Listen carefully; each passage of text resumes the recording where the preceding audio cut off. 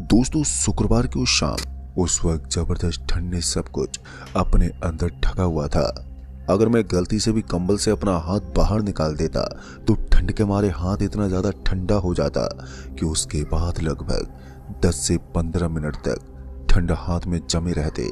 ये सब इतना डेंजरस हो रहा था कि मैं अपने शब्दों में बयान नहीं कर सकता। ऊपर से इन कर्मचारियों ने मुझे जम्मू कश्मीर में पटक दिया था, जहां पर काफी कम लोगों की ड्यूटी करने का मौका मिलता है। वैसे तो ये जगह बड़ी खूबसूरत मानी जाती है, मगर यहाँ ट्रैवल करने के लिए लोग दूर दूर से आते हैं। लेकिन मेरे लिए यहाँ इतना मुश्किल काम था कि मैं आपको बता ही नहीं सकता। उस वक्त मेरी हालत इतनी ज्यादा खराब हो गई थी कि मैं खुद ही समझ सकता हूँ कि आखिर मैं किस हालातों से गुजर रहा था। वैसे तो मैंने सोचा कि यहाँ का इलाका एकदम सेफ है, यहाँ टेररिस्ट के अलावा कोई भी दूसरा व्यक्ति हमको परेशान नहीं करता। लेकिन फिर अचानक ही मेरी मुलाकात हो गई एक मरे हुए इंसान से, जो मुझे उस रात इतनी तकलीफ देता कि उस रात में अपनी जिंदगी खत्म करने से बाल बाल बचा था। यूं ही अपने टेंट में लेटे लेटे अचानक से ऐसा लगने लगा कि बाहर की ठंड इतनी ज्यादा बढ़ चुकी है कि अगर मैं गलती से भी बाहर निकल जाऊं तो बर्फ के अंदर जम जाऊंगा। वैसे तो यहाँ पर बर्फबारी एक आम बात थी, लेकिन टेंट के अंदर इतनी ठंड होना ये कोई मामूली बात नहीं थी। इसलिए मैं खड़ा होकर यही देखने की कोशिश कर रहा था कि आखिर यहाँ पर चल क्या रहा है। फिर जब मैंने इधर से उधर देखने की कोशिश की तो मैंने पाया कि टेंट के अंदर मुझे जो ठंड महसूस हो रही थी, इसका कारण था कि किसी ने टेंट की चेन को खोल दिया था। अब ये सब देखकर मुझे थोड़ा गुस्सा तो आया, लेकिन फिर मुझे लगा कि मेरे अलावा इस सुनसान एरिया में कोई और कहां से आएगा। इसलिए हो सकता है कि गलती से मैंने ही इसको खुला छोड़ दिया हो। एक बार के लिए तो मैं कंफ्यूज हुआ, लेकिन उसके बाद मैंने फिर से वहां के पूरे सिस्टम को ही सही करके सोना ही समझा। फिर मैं वापस से अपने कंबल के पास आ गया और आराम करने की कोशिश करने लगा। दोस्तों सच कहूं तो उस वक्त मुझे थोड़ा सा अजीब लग रहा था। एक तो मैं सुनसान इलाके में था जहां मुझे अकेले को ड्यूटी मिली थी, और ऊपर से मुझे यहाँ आसपास की जगह में दूर दूर तक कोई आदमी भी दिखाई नहीं पड़ रहा था। ऊपर से मेरे साथ अजीबोगरीब घटनाएं घट जाती। दोस्तों मैं आपको बताना चाहूंगा कि हमारी कंपनी न्यूज रिपोर्टिंग में काम करती है, और इसी के लिए मैं वहां गया हुआ था। मेरे बाकी के सहकर्मी भी अलग अलग हिस्सों में काम कर रहे थे। उस वक्त हम जम्मू कश्मीर के अंदर मौजूद किसी रहस्यमय चीज को ढूंढने की कोशिश में थे। हालांकि मैं आपको उस चीज के बारे में तो नहीं बता सकता, लेकिन हम पूरी दुनिया के सामने ये लेकर आना चाहते थे कि जम्मू कश्मीर किस अजूबे का नाम है।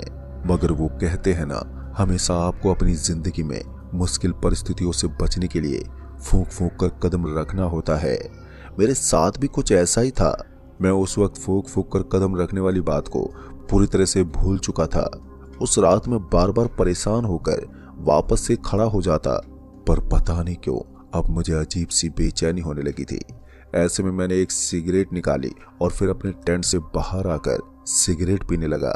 बाहर की तरफ जब मैंने देखा तो मैंने पाया कि दूर दूर तक मुझे कोई भी नजर नहीं आ रहा था, और फिर इसी बीच मेरी नजर एक आदमी पर पड़ी। सच कहूं तो मैं उस आदमी को देखकर बहुत ही बुरी तरह से हैरान हो गया था। एक आदमी इतनी भयंकर ठंड में मात्र एक कंबल ओढ़कर वहां कैसे सो सकता है? मैं यही देखकर थोड़ा हैरान था। फिर जब मैं उस आदमी के पास गया तो मैंने देखा कि उसने अपना चेहरा खोल रखा था। उसकी दाढ़ी मूंछ बड़ी बड़ी थी, और ये देखकर ऐसा लग रहा था कि ये कोई मांगने वाला है। आसान शब्दों में कहा जाए तो वो कोई भिखारी लग रहा था। तभी मैंने उसको उठाने का सोचा। फिर मुझे लगा कि मुझे इसकी नींद खराब नहीं करनी चाहिए, इसलिए मैं वापस से मुड़ने लगा। पर तभी मुझे पीछे से आवाज आई, अरे ओ भाई साहब, बिना बातचीत के ही जा रहे हो? जैसे ही मैंने पीछे पलट कर देखा तो मेरी आंखें फटी की फटी रह गई। असल में वो आदमी उठकर बैठ गया था, लेकिन महज 2 सेकंड के अंदर कोई शख्स ऐसे खड़ा होकर भला कैसे बैठ सकता था? ये थोड़ा अजीब था। पर फिर मैंने उस आदमी से बोला, कौन हो तुम, और इतनी रात को इस तरह की ठंड में एक अकेले कंबल के साथ यहाँ पर क्या कर रहे हो? इस पर उस आदमी ने मुझे जवाब दिया, अरे भाई साहब, हम लोग रात दिन ठंड में ही रहते हैं, इसलिए हमें ठंड से ज्यादा फर्क नहीं पड़ता। अब ये सुनकर मुझे भी लगा कि हो सकता है उस आदमी की बॉडी को ठंड की आदत पड़ गई हो। ऐसे में मैंने उसकी बात को नजरअंदाज किया और फिर वहां से वापस निकलने लगा। तभी उस आदमी ने बोला, आप कहो तो यहाँ आग जलाकर बैठे। उसकी बात सुनकर मैं भी उसकी तरफ देखते बोला, जैसी तुम्हारी इच्छा। फिर उसके बाद उस आदमी ने मेरी तरफ देखते हुए कहा, लगता है आप सिगरेट के बड़े शौकीन हो, क्या मुझे भी एक सिगरेट मिलेगी?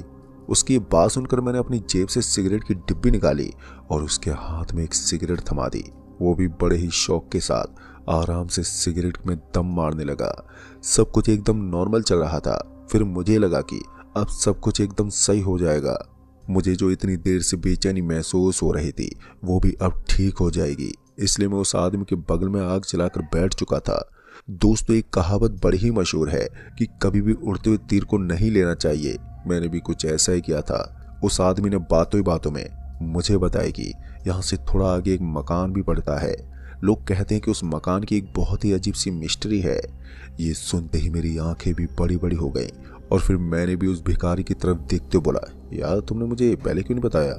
फिर मैंने उस आदमी से कहा, चलो एक बार उसको देख कर आते हैं। मेरी बात सुनकर वो मुस्कुराते बोला, वहाँ रात को कोई नहीं जाता। रात तो क्या, वहाँ दिन में भी जाने से पहले लोग डर के मारे कांप जाते हैं। अब उसकी बात सुनकर मैंने उससे बोला, क्यों भाई, वहाँ पर कोई डायन रहती है क्या? इस पर उस आदमी ने कहा, डायन का तो नहीं मालूम, लेकिन लोग कहते हैं कि वो मकान पूरी तरह से भूतिया है। उसकी बात सुनकर मैं हंसते बोला, ऐसा कुछ नहीं होता यार। अगर तुमको डर लगता है तो तुम मुझे उस घर का एड्रेस बता सकते हो, मैं अकेला उस घर के लिए निकल जाऊंगा। मेरी बात सुनकर उस आदमी ने कहा, आप चिंता मत करो, मुझे भी उस मकान के अंदर जाने से डर नहीं लगता। मैं अपनी रातें उसी मकान में बिताता हूँ। अब ये सुनकर मेरे चेहरे पर फिर से कन्फ्यूजन का एक साया मंडराने लगा। मुझे समझ में नहीं आ रहा था कि ये किस तरह का आदमी है। कभी तो कहता है कि वो मकान भूतिया है, तो कभी कहता है कि वो वहीं रहता है। मैंने भी उस आदमी से ज्यादा माथा पच्ची करना सही नहीं समझा और उस आदमी को बोला, वो सब छोड़ो, तुम मुझे ये बताओ कि वो मकान किस तरफ है। इस पर उस आदमी ने कहा, चलो भाई साहब, मैं ही आपको लेकर चलता हूँ। इतना कहने के बाद हमने उस आग को वहीं पर छोड़ दिया और हम दोनों उस मकान की तरफ बढ़ने लगे जो यहाँ से बस थोड़ी दूर आगे था। वो आदमी मेरे आगे आगे चल रहा था और मैं उसके पीछे पीछे बढ़ रहा था। पर पता नहीं क्यों उस मकान की तरफ बढ़ते हुए मुझे अजीब सा डर लग रहा था कि कहीं सच में मेरे साथ कोई अजीबोगरीब घटना ना घट जाए, क्योंकि आज से पहले मैंने कभी भी इस तरह रात में किसी मकान के अंदर घुसने की कोशिश ही नहीं की थी। बस मैं अपनी कंपनी और अपने पैसों के लिए ये सब करने के लिए जा रहा था। तभी उस आदमी ने बोला, वैसे भाई साहब एक बात पूछूं, आपको भूत प्रेत से डर नहीं लगता? इस पर मैंने उस आदमी को बोला, भाई साहब मुझे नहीं लगता कि इस दुनिया में कोई भूत प्रेत होता है। जितना मैंने किताबें पढ़ी हैं उस हिसाब से ना ही तो कोई भूत होता है और ना ही कोई पुनर्जन्म। ये सुनकर वो आदमी थोड़ा हंसते बोला, लगता है आपकी किताबें बड़ी झूठी हैं। पता नहीं क्यों लेकिन उस आदमी की बातें मुझे गहराई तक लेकर जा रही थी। उसकी बातों को समझ पाना इतना बड़ा कठिन काम था कि मैं अपने शब्दों में बयान नहीं कर सकता। हर बार वो मुझे ऐसा जवाब देता जो किसी पहेली की तरह होता। उसकी बातों को समझ पाना सच में किसी के लिए भी इतना आसान नहीं है। वो तो मैं किसी तरह से उससे बहस करके उसके पीछे पीछे चल रहा था, वरना कोई भी उस बेवकूफ की तरह दिखने वाले आदमी के आसपास भी बिल्कुल ना मंडराता। किसी तरह से वो मुझे वहां से लेकर निकला और हम थोड़ी देर के बाद एक अजीब से इलाके में पहुंच गए। उस इलाके में जाते मैंने उस आदमी को बोला, अरे भाई साहब तुम मुझे किस जगह पर लेकर आए हो? मेरी बात सुनकर उस आदमी ने बोला, यहीं पर तो है वो मकान बना हुआ। जब मैंने चारों तरफ देखा तो वहां का नजारा मुझे बहुत ही ज्यादा अजीब लग रहा था। ऐसा लग रहा था कि आज से पहले मैंने इस तरह की अजीब सी और डरावनी सी जगह कभी नहीं देखी। वो काफी ज्यादा उजड़ी हुई जगह थी।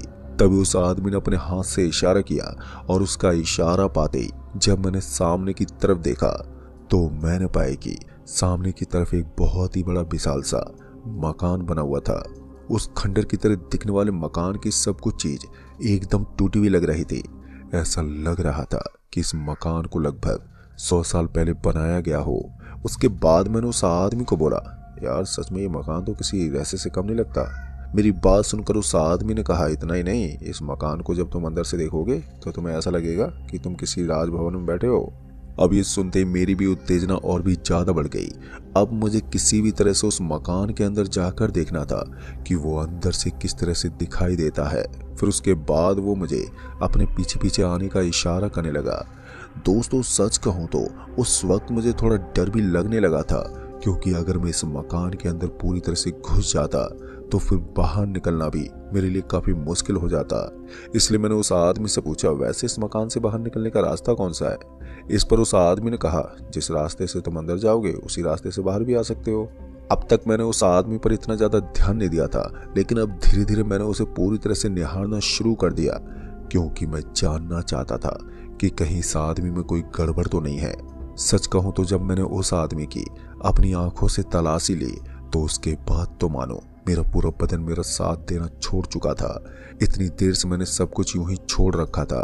जब मैंने उस आदमी के पैरों की ओर देखा तो मैंने पाया कि उसके पैर बिल्कुल किसी भूत की तरह दिखते थे।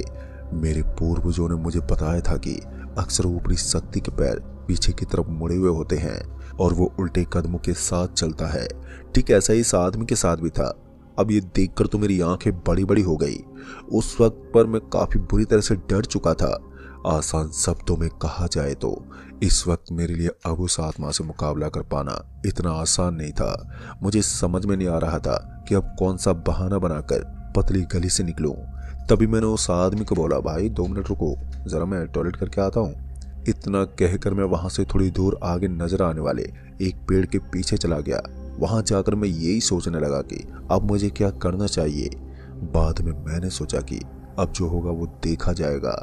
मुझे यहाँ से सड़क पर दौड़ लगानी चाहिए।